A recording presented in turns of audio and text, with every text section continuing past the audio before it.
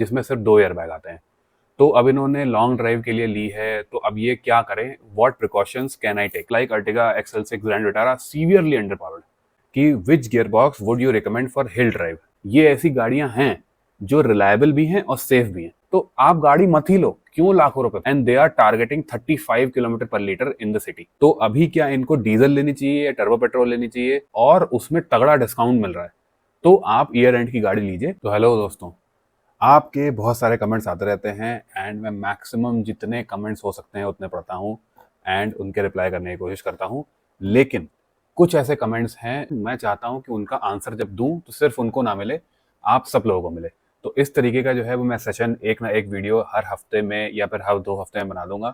आप जो valuable questions पूछते हो आपको तो जवाब दूंगा ही, लेकिन आपके साथ जो है वो सबको इन क्वेश्चंस के जवाब दूंगा जो बहुत सारे लोगों को काम आने वाले हैं। तो let's start the Q&A session. मैं हूं आपको होस्ट दोस्त सुयश, आप देख रहे हैं drive shine, and let's see कि आपने क्या इंपॉर्टेंट सवाल पूछे हैं और उनके क्या इंपॉर्टेंट जवाब मैं आपको दे सकता हूं। तो सबसे पहला क्वेश्चन है अनूप मुखर्जी का 545 करके कि I need your advice, I am planning to buy Dzire AMT। Dzire बहुत बिक रही है और बहुत बिकेगी भी, लेकिन उनको टाइमिंग में इशू है। अब यही है कि कुछ लोग कह रहे हैं कि जो है मार्च तक रुक जाओ तो आपको 2025 की गाड़ी मिलेगी, और कुछ लोग बोल रहे हैं कि जो है आप डील्स अभी जो है नवंबर दिसंबर में बढ़िया मिलती हैं तो आप ये ले लो। ठीक है, तो क्या ये ओवरऑल जो है वो does waiting significantly impact pricing और बेनिफिट्स और नॉट, और शुड आई की प्रोसीड नाउ। ठीक है, तो देखिए मैं आपको एक बहुत सिंपल सा क्राइटेरिया बता देता हूँ।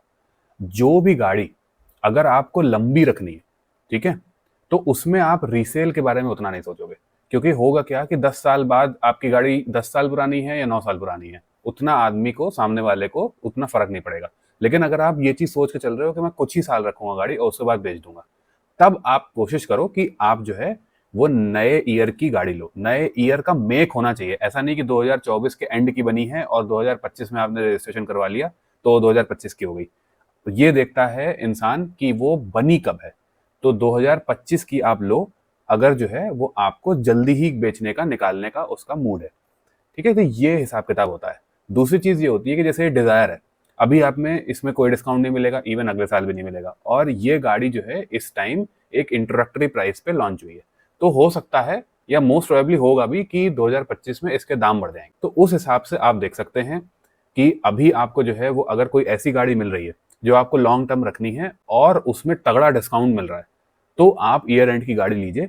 ठीक है, क्योंकि लॉन्ग टर्म में जो है वो आपका डिस्काउंट जो आपने स्टार्टिंग में ही जो है 1-1.5 लाख रुपए, 2 लाख रुपए सस्ती अगर ले ली, तो आपको अगर आप 8-9 साल बाद बेचेंगे तो आपको उतना दिल में दर्द नहीं होगा बेचते टाइम, क्योंकि आपने खरीदी ही सस्ती है। अब ये बहुत इंपॉर्टेंट सवाल है, ये है साकिब हुसैन 01 का, कि इनके पास i20 डीजल है, 3,40,000 किलोमीटर चला चुके हैं और 13 साल में इनका 2,10,000 किलोमीटर पे टर्बो चेंज हुआ है। अब ये किया सेल्टोस डीजल की लेना चाह रहे हैं। ठीक है, लेकिन इनका जो फ्रेंड्स है जिसके पास किया कैरेंस डीजल है, वो कह रहा है कि 90% हाईवे ड्राइविंग के बाद भी उसमें DPF इशू आ रहा है, और उसके बाद एक वेन्यू वाले दोस्त को भी आ रहा है। तो अभी क्या इनको डीजल लेनी चाहिए या टर्बो पेट्रोल लेनी चाहिए, क्योंकि इनके जो ड्राइविंग स्टाइल है उसमें ये है कि ये थोड़ा सा मतलब इनको पावर चाहिए होती है। मैं आपको एक चीज अभी बता दूं कि ये आपको आगे भी काम आएगी। अगर आपके पास डीजल गाड़ी है और आपकी रनिंग बहुत है, स्पेशली अगर आपकी रनिंग सिटी में है, तो अब आप 18-19 लाख रुपए की अगर आप गाड़ी ले सकते हो, तो start looking for hybrids. Hybrid is the future. कोई लोग बोलते हैं ईवी इज द फ्यूचर, कोई कुछ बोलता है petrol is the future, but the main चीज ये है इंडिया में कि हाइब्रिड जो है गाड़ियां एकदम इन्फ्लक्स आने वाला है बहुत ज्यादा। ठीक है, तो अगर आप जो है वो 19 लाख रुपए के ऊपर गाड़ियां देख सकते हैं, तो आपके पास हाइब्रिड गाड़ियां आ चुकी हैं। और अगर आपका डीजल आप इस टाइम चला रहे हो और आपका 2-3 साल में बेचने का प्लान है, तो आपके लिए बहुत ही बढ़िया न्यूज़ है। वो ये है कि मारुति जो है वो अब सीरीज हाइब्रिड लाने वाला है। तो उसमें क्या होगा कि आपकी जो फ्रॉन्ग, स्विफ्ट, इस तरीके की गाड़ियां हैं उसमें हाइब्रिड आ जाएगा, and they are targeting 35 kilometre per litre in the city. ठीक है, तो जिसकी बहुत ज्यादा रनिंग है और वो अभी जो है वो CNG वगैरह नहीं लेना चाह रहा है फिर इस तरीके से, क्योंकि CNG की भी एक्चुअल में सिटी में तो एवरेज कम ही हो जाता है ना, जब वो बहुत बम्पर टू बम्पर ट्रैफिक में चलती है। लेकिन हाइब्रिड का क्योंकि उसमें ब्रेक रिजनरेशन होगा, उसका एवरेज और बढ़ जाएगा। तो बहुत तगड़ी एवरेज वाली गाड़ियां 2026 तक आपके पास 2-3 और ऑप्शन आ जाएंगे 15 लाख रुपए के नीचे नीचे, तो उनका आप वेट कर सकते हो। तो ये एक बहुत ही इंपॉर्टेंट चीज़ थी जो मुझे आपको बतानी थी। अब देखिए, एक ये बहुत ही सही सवाल है मैवरिक सुहेल का, कि पुरानी गाड़ी का आप क्या करिए। इनके पास 9 साल से होंडा ब्रियो है, उसमें जो है सस्पेंशन वगैरह चेंज करा चुके हैं, बैटरी चेंज करा चुके हैं, सारे टायर चेंज करा दिए और 65,000 चल चुकी है, बस 65,000 9 साल में। तो क्या मुझे एक नई गाड़ी लेनी चाहिए या it's okay to keep it for 2-3 more years? आप क्या सजेस्ट करते हैं? मैं ये सजेस्ट करता हूँ, डिस्पाइट बीइंग मैं गाड़ियों की वीडियोस बनाता हूँ, कि गाड़ी एक डिप्रिशिएटिंग एसेट है। अगर आपकी नीड नहीं है, आप ज़्यादा नहीं चलते हैं, तो कोई लेने की ज़रूरत नहीं है, ठीक है? वो बात अलग है कि एक दिल ही तमन्ना है लेने की, कि मुझे जो है होता नहीं है कि मतलब आपके पास पैसे पड़े हैं, तो अगर थोड़े से लगाने हैं, थोड़ा-सा इमोशनल उस चीज़ का अटैचमेंट है, तो आप ले सकते हैं। लेकिन अगर प्रैक्टिकल देखा जाए तो कोई ज़रूरत नहीं है सच लेने की। तो आप इसको चलाइए 2-3 साल, और 2-3 साल क्या, ब्रियो तो बहुत चलेगी। होंडा सिटी है, ब्रियो है, मारुति की जो है वो गाड़ियाँ हैं, ब्रेज़ा हो गई, आपकी अर्टिगा हो गई, ये सब गाड़ियाँ जो हैं सालों साल चलती हैं। और स्पेशली जो एनए मॉडल्स हैं, अगर आपका रन सिटी विटी में है, आपको मतलब होता नहीं कि आपको एक बड़ी गाड़ी चाहिए हाईवे के लिए, एक तरीके से सेफ्टी के सेंस में चाहिए, तो आप ले सकते हैं। लेकिन आप अगर नॉर्मल चलते हैं तो आपको कोई गाड़ी लेने की जरूरत नहीं है। और जिनकी रनिंग 500 किलोमीटर पर मंथ से नीचे है ना, कुछ कुछ लोग तो मेरे को बोलते हैं मेरी 500 किलोमीटर पर ईयर रनिंग है, तो आप गाड़ी मत ही लो, क्यों लाखों रुपए बचा रहे हैं? ठीक है, तो इसको आप आराम से जो है बचाओ पैसे। एक ये बहुत इंपॉर्टेंट सवाल है देव सूर्या सत्यम का। जैसे मैंने नेक्सॉन एक्चुअल में सीएनजी के बारे में बोल दिया था कि आप वो ले सकते हैं, वो ठीक ठाक चलेगी। तो are you sure about Nexon सीएनजीज रिलायबिलिटी? क्योंकि बहुत टाइम से लोग बोलते हैं कि टर्बो पे सीएनजी नहीं लगता है और मारुति ह्युंडई उसको ऑफर नहीं करती है। देखिए, मारुति, ह्युंडई, फोक्सवैगन, इनके जितने भी टर्बो मॉडल्स हैं ना, वो हैं डायरेक्ट इंजेक्शन टर्बोस। नेक्सॉन का जो टर्बो है वो है पोर्ट इंजेक्शन, मतलब वो रिलेटिवली बहुत ही सिंपल टेक्नोलॉजी है, आप छोटे भाषा में समझ लीजिए। तो उसमें क्या होता है कि फिर भी पोर्ट इंजेक्शन में जो है वो सीएनजी ठीक चल जाती है, ठीक है, रिलेटिवली सिंपल है वो। लेकिन जो जीडीआई इंजन हैं, आपका इवन फैक्ट्री वाले भी जो है, इवन कंपनी वाले भी उसमें इतनी जल्दी टर्बो लगाने की नहीं सोचते, क्योंकि कार्बन डिपॉजिट 100% उसमें हो जाएगा। तो क्योंकि पोर्ट इंजेक्शन में जो है वो उतना ज़्यादा इशू नहीं है कार्बन डिपॉजिट का, तो आप नेक्सॉन सीएनजी फिर भी ले सकते हैं। लेकिन मैंने नेक्सॉन पेट्रोल में चीज़ देखी है कि टाइम ब टाइम उसका जो है वो परफॉर्मेंस एक तरीके से ऐसे नीचे चलती चली जाती है। तो जो मैंने गाड़ी चलाई थी 70,000 किलोमीटर चली हुई थी और उसकी परफॉर्मेंस काफ़ी कम लग रही थी मेरे को। तो आई कैन स्पेकुलेट कि नेक्सॉन सीएनजी का भी उसी तरीके से होगा कि उसकी परफॉर्मेंस धीरे धीरे डाउन होती जाएगी। तो उसमें आप ये कर सकते हैं, हर लगभग 200, 300, 500 किलोमीटर में थोड़े टाइम उसको पेट्रोल पे चलाइए, ताकि ओवरऑल फ्यूल लाइंस लुब्रिकेट हो जाएं पेट्रोल से, क्योंकि सीएनजी जो है वो एक ड्राई फ्यूल है। तो अच्छे से मेंटेन करेंगे तो एज सच पोर्ट इंजेक्शन टर्बोज में चल जाएगा। एक ये बहुत ही इंपॉर्टेंट सवाल है, जिन लोगों को जैसे शहर में डीजल ऑटोमेटिक चाहिए, तो योग काका डे 5209 ने पूछा है, सर मुझे किया ऑटोमेटिक लेनी है और ज़्यादा यूज़ रूरल एरिया में है, तो प्लीज़ सजेस्ट डीजल में कौन सी लूँ? तो आई डोंट नो, इन्होंने प्राइस नहीं बताया है, लेकिन मैं एक्सपेक्ट कर रहा हूँ कि मे बी 15 लाख तक देख रहे होंगे डीजल में। तो डीजल ऑटोमेटिक, अगर आपकी बहुत ज़्यादा हाईवे पर रनिंग नहीं है, ठीक है, मतलब आपको उतना सेफ्टी का नहीं है, क्योंकि डीजल जो है नेक्सॉन और एक्सयूवी 3XO दोनों एएमटी आती हैं। तो वही चीज़ है, अगर आप सेफ्टी को पैरामाउंट रखते हैं तो थोड़ा आपको एएमटी लेनी पड़ेगी, है ना? लेकिन अगर आपका ऐसे रूरल एरिया में रन है और सिटी में रन है, तो Sonet diesel torque converter automatic से बेटर कोई गाड़ी नहीं है इस सेगमेंट में। क्योंकि देखिए, गियर बॉक्स बहुत ही ज़्यादा इंपॉर्टेंट रोल प्ले करता है, और एक बार आप जो है वो सोनेट डीजल ऑटोमेटिक चला लो, तो आपको एक प्रॉपर ऑटोमेटिक की जो फील आएगी वो एएमटी नहीं दे पाएगा, ठीक है? तो ये चीज़ है, तो इनको जो है वो सोनेट डीजल ऑटोमेटिक लेनी चाहिए। अब देखिए, एन शकील ने पूछा है कि 3XO TC automatic version Nexon DCA automatic, best and most reliable transmission gear box. तो सिंपल है ये, इसमें आपका टॉर्क कन्वर्टर जो है वो ज़्यादा रिलायबल रहता है ओवरऑल रनिंग में, अगर देखा जाए सिटी हाईवे बोथ। तो जो मेरी ये वाली वीडियो थी जिसमें मैंने रिलायबल गाड़ियों के बारे में बताया था, उसमें मेरे पास कमेंट आया था शैलेश 5349 का, कि why not include safety as a criteria, by the way very good video. तो देखिए, जो मैंने रिलायबिलिटी की वीडियो बनाई है और सेफ्टी की वीडियो बनाई है वो अलग अलग है, लेकिन जो मैंने रिलायबिलिटी की वीडियो में गाड़ियां इंक्लूड करी थी, ठीक है, अब हम डिजायर के क्रैश टेस्ट के बाद ये चीज स्पेकुलेट कर सकते हैं, क्योंकि डिजायर, स्विफ्ट, बलिनो, फ्रॉन्क्स का जो ओवरऑल शैसी है वो एक तरीके की ही है, ऑलमोस्ट जो है वो लोग सब सेम प्लेटफॉर्म पे बनी है, जो कि पहले से स्ट्रेंथन किया गया है। तो वो जितनी भी गाड़ियां हैं, जितना हम लोग सोचते थे कि वो एक तरीके से टूट टाट जाएंगी और सेफ्टी वगैरह उसमें अच्छी नहीं है, उन सारी गाड़ियों की सेफ्टी अब बेटर हो चुकी है। तो इस वजह से ये ऐसी गाड़ियां हैं जो रिलायबल भी हैं और सेफ भी हैं।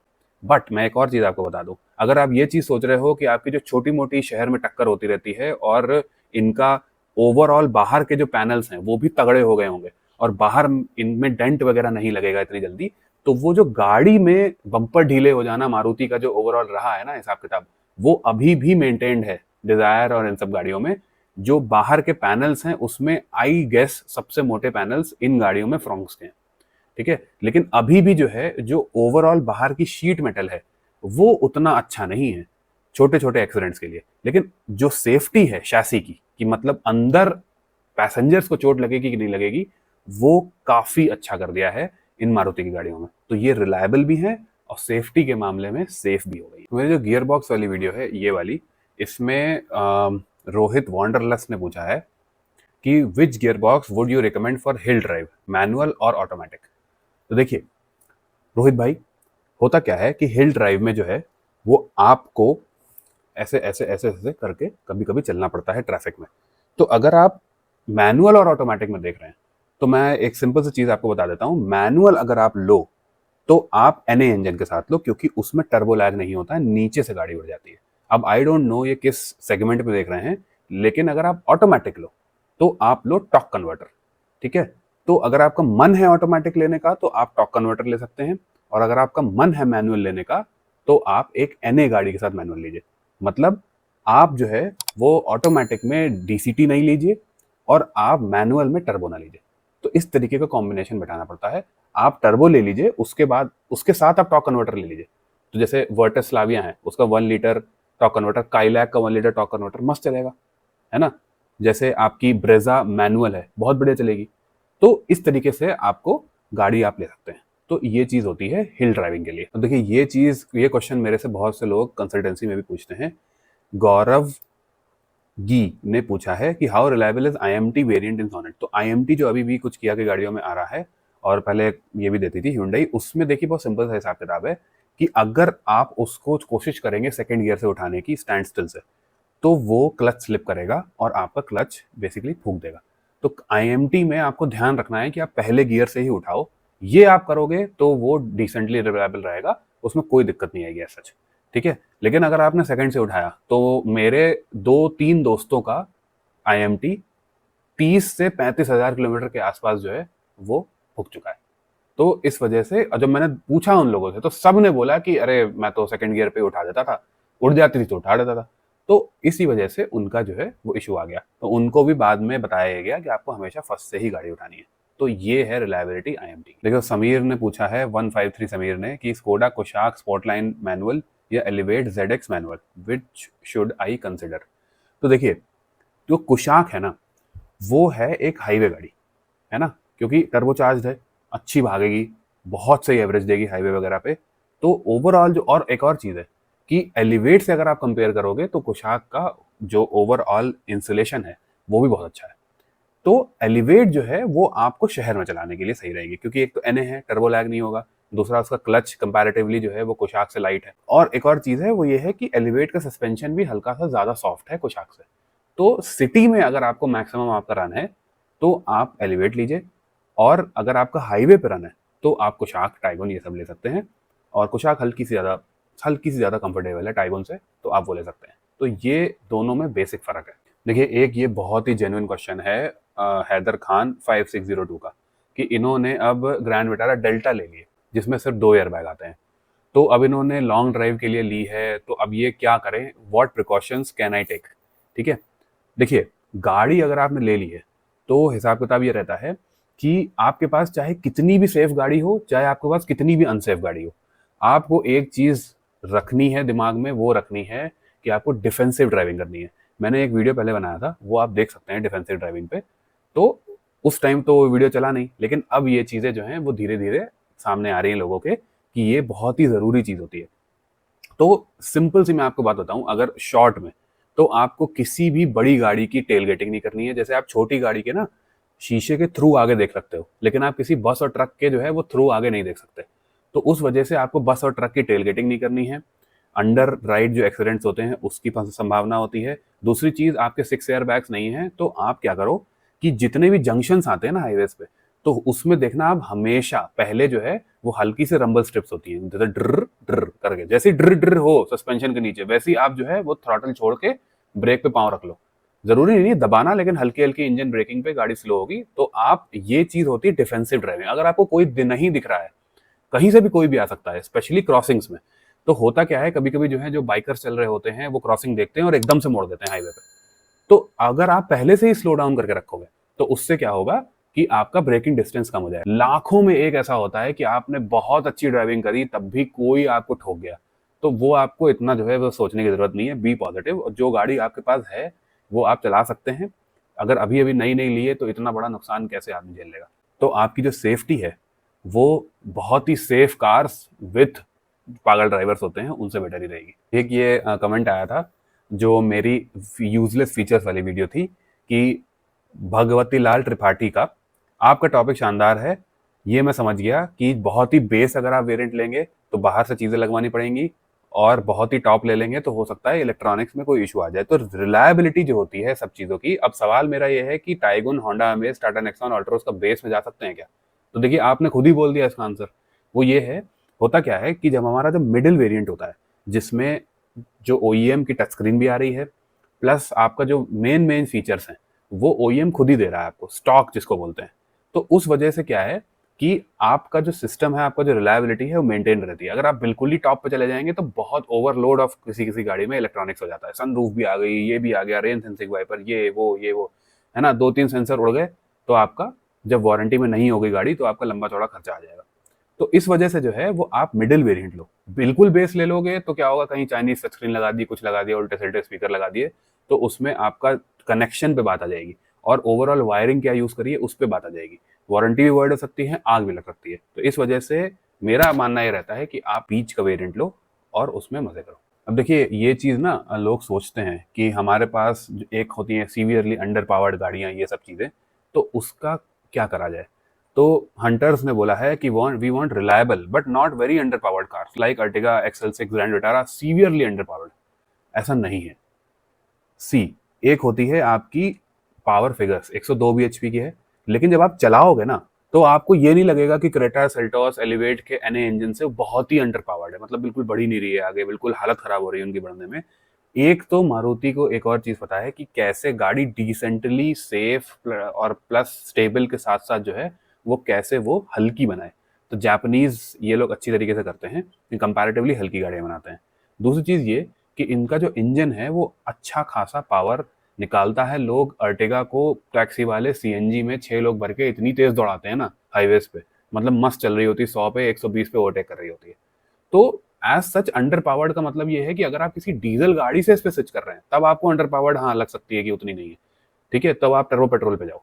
लेकिन कोई 1.2 से अगर इस पे अपग्रेड कर रहा है इन सब गाड़ियों पे 1.5 पे, तो बिल्कुल अंडर पावर्ड नहीं है। जो पावर होती है ना वो रिलेटिव होती है। तो जो पहले आपकी गाड़ी है उससे आपको कंपेयर टू दिस आपको पता लगेगा कि इसमें पावर कितनी है, लेकिन एज अ गाड़ी जो इंजन लगा है वो बहुत ज्यादा अंडर पावर्ड नहीं है, वो ठीक चलती है, बिल्कुल हाईवेज वाइज से बिल्कुल ठीक चलती है, कोई दिक्कत नहीं होती है, एवरेज भी अच्छा देती है। Let me know in the comments below आपको ये पर्टिकुलर सेशन कैसा लगा, और अगर आपके स्पेसिफिक किसी गाड़ी के लेने के अभी भी कंफ्यूजन है ओवरऑल रनिंग के हिसाब से, तो आप डिस्क्रिप्शन में डिटेल्स देख सकते हो।